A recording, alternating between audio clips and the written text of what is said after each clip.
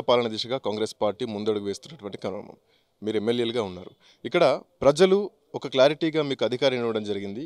మీరు కూడా పాలన నడిపిస్తున్నారు. బట్ ఎక్కడైనా కన్ఫ్యూజన్ ఉందా? ప్రజల్లో ఏమైనా కన్ఫ్యూజన్ నడుస్తుంది అనుకుంటున్నారా? ఎందుకంటే దీనికి సంబంధించి ప్రతిపక్షాలు ఏమనుతున్న అంశాలు ఏంటంటే 6 గ్యారెంటీల అమలు అంత ఈజీ కాదు. బడ్జెట్‌కు ఈ గ్యారెంటీల బడ్జెట్‌కు అసలు పొంతన లేదు. రైతు బందే ఇంతవరకు పడలేదు.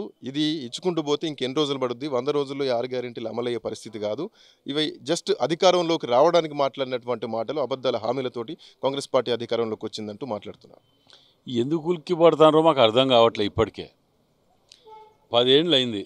10 ఏళ్ల కింద మాటలు ఇచ్చిన వాళ్ళు వీళ్ళు ఇప్పటికీ నెరవేర్చలే. ఇప్పుడు ఉదాహరణకు మన విద్యార్థులకు ఇస్తా ఉన్నారు కదా 2500 ఏది దాన్ని ఏమంటారు, మన నిరుద్యోగ వృత్తి ఇస్తా అన్నారు గవర్నర్ అధికారం రాగానే.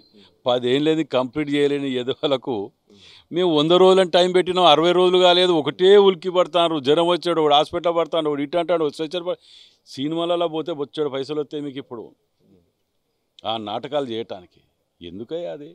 మా 100 రోజులు కంప్లీట్ అయినాక మాట్లాడండి.